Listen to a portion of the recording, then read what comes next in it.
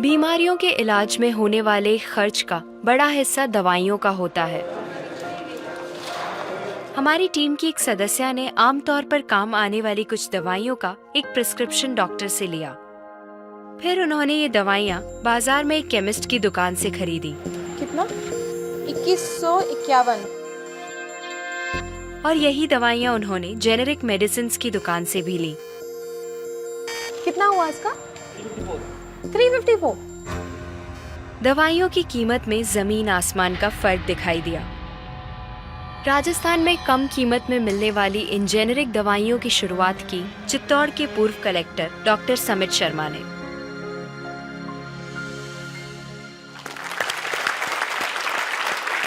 Doctor समित, मुझे बताइए कि ये कैसा मुमकिन है कि हमारी जो कॉरेस्पॉन्डेंट थी वो वही दवाइयाँ उन्होंने 2000 कीमत में उनको मिली एक दुकान में, और जो जेनरिक मेडिसिन है उस दुकान में जब गई तो उनको कम में मिली, 300 में मिली। ये कैसे मुमकिन है?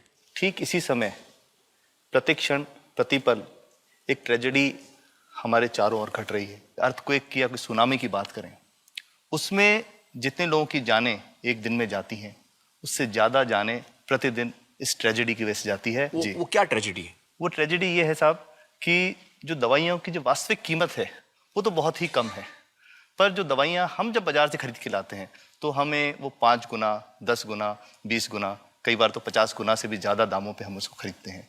जैसे हम भारत में अगर देखें कि 40 करोड़ से ज़्यादा लोग ऐसे हैं जो अपने लिए 2 वक्त की रोटी नहीं जुटा पाते, तो क्या वो उस दवा को खरीद सकते हैं? बहुत सारे लोगों को इस वजह से दवाई नहीं मिल रही। यस, WHO कहता है कि स्वतंत्रता के 65 वर्ष पश्चात आज भी 65% of the Indian population lacks regular access to essential medicine. जो मेन दवाई हैं, जो आवश्यक दवाइयां हैं, वो उन तक नहीं पहुंच पाती रकम की वजह से।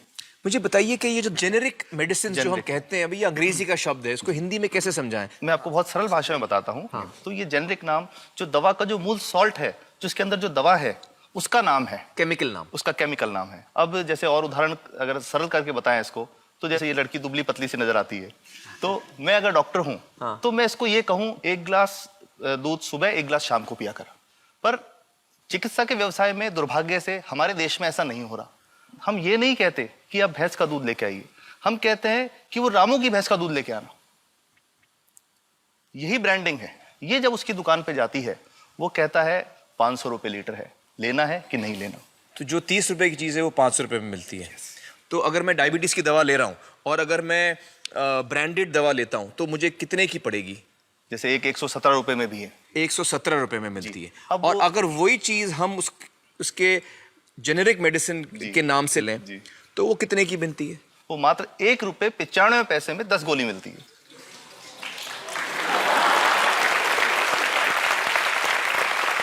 और दोनों गोलियों में कोई फर्क नहीं है किसी किस्म का? 100% समान, क्योंकि इसकी उत्पादन लागत ही इतनी है। उसका manufacturing, packaging, transport, retail margin, जो उसके मार्जिन जो हैं, जो हमारे ज्यादा वो सब मिला करके उतने की ही पड़ती है।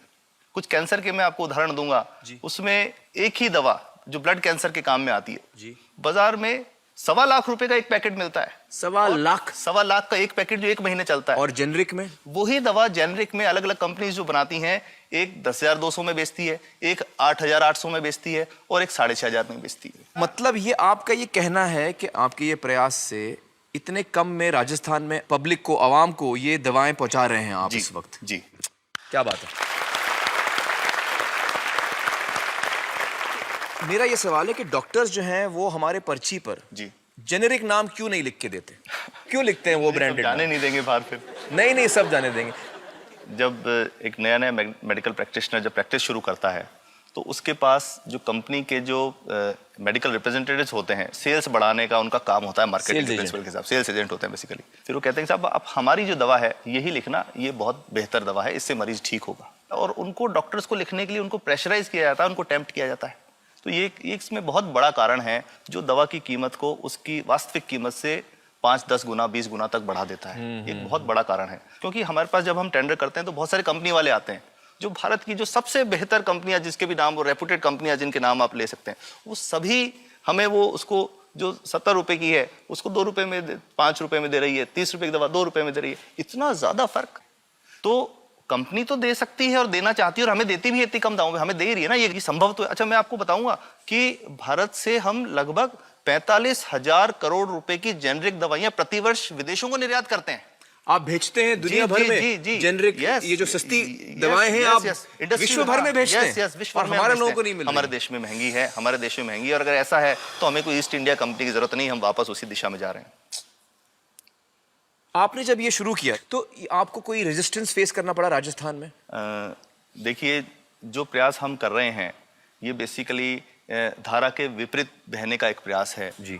काफ़ी थ्रेट्स भी हैं, क्योंकि इसमें माफियाज भी हैं, ड्रग माफियाज जो ऑपरेट करते हैं, और हम हमेशा ये बात कहते हैं कि हम 100 साल से भी पुरानी शोषण की व्यवस्था को बदलना चाहते हैं, पर हमने हमेशा डॉक्टर्स को दोषी नहीं माना। जी। सारे डॉक्टर्स बुरे नहीं है, 50-60% तो जेन्युइनली वो चाहेंगे कि गरीबों को कम कीमत पे दवा मिल जाए, वो चाहेंगे। और आज भी ऐसे डॉक्टर्स हैं जो अपने घर से सैंपल्स ला करके अपने जेब से पैसे निकाल के मरीज का इलाज कराते हैं, ऐसे डॉक्टर्स आज भी हैं। बिल्कुल सही। तो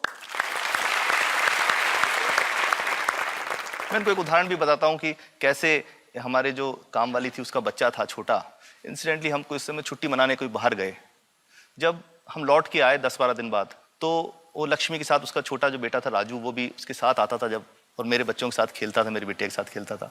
तो वो लक्ष्मी अकेली ही आई, राजू नहीं आया। तो हमने पूछा कि क्या हुआ, तो उसने जो बात बताई कि साहब वो उसको, आप गए थे, उल्टी दस्त हो गया था। उल्टी दस्त की बीमारी के लिए वो जब दवा लेने गई तो केमिस्ट ने उसको कहा कि इसके तो 400 रुपये लगेंगे। तो उसने कहा साहब मैंने खूब मांगा, मेरे पास 400 रुपये मुझे नहीं थे, और मेरा बच्चा रात को ही उसको दस्त आते रहे, वो ख़त्म हो गया। और मैं आपको ये कहना चाहता हूँ कि वो जो दवा लिखी थी कि वास्तव कीमत 1.5-2 रुपये ही है, तो वो बच्चे की जान बच सकती थी। 65 वर्ष के बाद भी अगर कोई बच्चा उल्टी दस्त से मर जाए तो मैं नहीं समझता इससे शर्मनाक बात कोई हम लोगों के लिए हो सकती है। और सबसे बड़ी बात कि इसे आसानी से बदला जा सकता है। हमें सबको एक समन्वित, एक संगठित प्रयास करने की जरूरत है। ये तो कुछ भी नहीं है, कोई नई फैक्ट्री खोलनी नहीं, कोई नई दवा नहीं बनानी, ये